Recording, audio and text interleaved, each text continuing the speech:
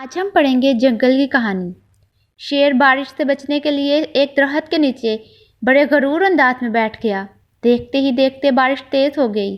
جنگل کے سبھی جانور ایک درخت کے نیچے اکٹھے ہونا شروع ہو گئے۔ درخت کی نازک ٹہنیوں پر کوے، مینا، چڑیا، طوطے سبھی موجود تھے۔ الو بھی ان کے درمیان موجود تھا۔ آہستہ آہستہ اندھیرا پھیلنے لگا۔ خرگوش نے سب کی توجہ کیمرے کی طرف دلائی اور کہا، دوستو، اس بار سیاہ اپنی کوئی بہت قیمتی چیز یہاں چھوڑ گئے ہیں۔ یہ سن کر گلہری تیزی سے درخت پر چڑھی اور اس کی شاخ سے لٹکتے ہوئے کیمرے کو الٹا پلٹا کرنا شروع کر دیا اور اترتے ہوئے کہا، یہ مجھے جنگل کے اس حصے سے ملا تھا جہاں پر سیاحوں نے خیمے لگائے ہوئے تھے۔ اسی لمحے گلہری کا ہاتھ کیمرے کے کسی بٹن کو چھو گیا۔ اندھیری رات میں یکایک روشن اسکرین نے سب کی توجہ اپنی طرف کر لی اور گلہری نے گھبرا کر فوراً درخت سے نیچے چھلانگ لگا دی۔ ہرن، شیر، لومڑی، گدڑ، چیتے اور بھیڑیا اور درختوں پر بیٹھے پرندے سب کے سب اسکرین پر چلنے والے مناظر کو دیکھنے لگے۔ اسکرین پر صبح سویرے کا مناظر بے حد حسین دکھائی دے رہا تھا۔ رنگین تتلیوں کے گول اپنے چمکتے پروں سے ماحول کو اور بھی خوبصورت بنا رہے تھے۔ زمین پر گہرے سوکھے زرد، سرخ اور بھورے پتوں پر شبنم کے شفاف قطرے موتی کی مانند چمک رہے تھے۔ اس میں رنگا رنگ نازک اور خوبصورت پرندے اور ان کے گھونسلے دکھائی دے رہے تھے۔ سب سے نمایاں گھونسلہ چڑیا کا تھا اور محفوظ لگ رہا تھا۔ اگلے مناظر نے کیمرے کی اسکرین میں خود کو دھوپ میں بیٹھا دیکھا۔ شیر کو چونکا دیا۔ لومڑی جوقتاتے ہوئے انداز میں جمائی لینے میں مصروف تھی۔ کیمرے میں چلنے والے اگلے مناظر کو دیکھ کر اس کا منہ کھلے کا کھلا رہ گیا۔ شیر، گدڑ، بھیڑیا اور تمام پرندے بھی یہ دیکھ کر حیران ہو گئے کہ آج کل بالو میاں جس چور کی وجہ سے پریشان تھے، وہ انجان چور کوئی اور نہیں بلکہ یہ لومڑی ہی تھی۔ اسکرین پر چوری کا ایسا زندہ ثبوت دیکھ کر سبھی لومڑی کی جانب دیکھنے لگے، جو دبے پاؤں بالو کے ٹھکانے میں داخل ہو کر اسے نیند کی حالت میں پا کر اس کی بے خبری کا فائدہ اٹھاتے ہوئے مچھلیاں چرا کر کھا رہی تھی۔ لومڑی اب نظریں چرانے لگی اور بالو میاں کو اپنے درمیان نہ پا کر بڑی مکاری سے سب کے سامنے صفائی پیش کرتے ہوئے بولی، ارے بھائی، صرف ایک مرتبہ ہی میں نے بھوک سے بے قرار ہو کر بالو کے ٹھکانے سے کچھ مچھلیاں چرا لی تھیں۔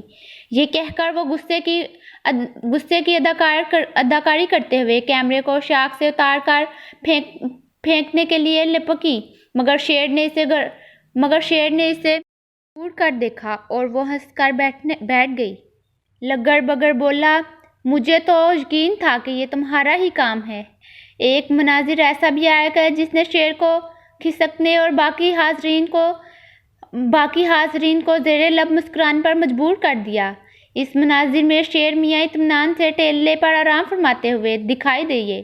ایک کوا کہیں سے اڑتا ہوا آتا اور بار بار شیر کی دم کھینچ کر اٹھ جاتا۔ کوے نے اپنی شرارت سے جنگل کے بادشاہ کو بے بس کر ڈالا۔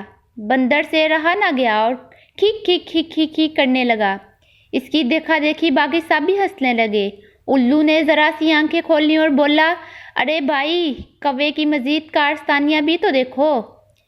فاختہ کے گھونسلے سے انڈا نکال کر ہڑپ کر رہا ہے اور نیلی چڑیا کا گھونسلہ بھی اسی نے گرایا ہے۔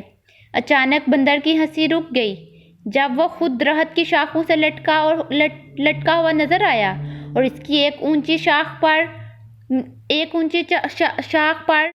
بندر کو اپنا عکس نظر آیا۔ اب تو شیر کے لیے بھی ہنسی روکنا مشکل ہو گیا۔ ایک بار پھر کیمرے کی روشنی اسکرین پر چلتے مناظر میں شیر کی آمد کو دیکھتے ہوئے گدڑ ایک دم اٹھا اور برستی بارش کی پرواہ نہ کرتے ہوئے کھسکنے لگا۔ سب ساتھی اسے روکتے ہی رہ گئے کہ بھائی، بارش ابھی جاری ہے، کچھ دیر رک جاؤ، مگر گدڑ نے ایک نہ سنی۔ سب ساتھیوں کے فلک شگاف کے حقوق سے معلوم ہوا کہ کیمرے کی اسکرین پر دور سے دکھائی دینے والا شیر دراصل حقیقی شیر نہیں، شیر کی کھال پہنے گدڑ جنگل میں گھومنے والے معصوم بھیڑیے اور چھوٹے جانوروں کو خوف زدہ اور ہراساں کرنے کی کوشش کر رہا تھا۔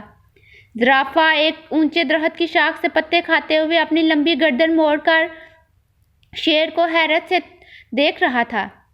گلہری جو ایک کونے میں بیٹھی اکیلے بادام کھاتے ہوئے مناظر دیکھنے میں مصروف تھی، جیسے ہی چلنے والے مناظر میں گلہری سیاہوں کے خیمے میں داخل ہو کر ایک جوتا اور اینک چراتے ہوئے نظر آئی تو اس نے اپنی مٹھی میں موجودہ بادام ساتھ بیٹھے ہوئے سب ساتھیوں میں بڑی فروغ دلی سے بانٹنا شروع کر دیے اور اپنی سخاوت کی داد وصول کی۔ ایک مناظر ایسا بھی دیکھ سب اپنی حرکت پر خود ہنسنے لگ پڑے۔ صبح تک موسم صاف ہو چکا تھا۔ فاختہ اور چڑیا صبح صادق کے وقت ہی جاگ گئیں اور فاختہ نیلی چڑیا سے بولی، چلو اپنے گھونسلوں کی جانب تاکہ ان کی حفاظت کرے، اس سے پہلے کہ شیر کوے پھر وہاں پہنچ جائیں۔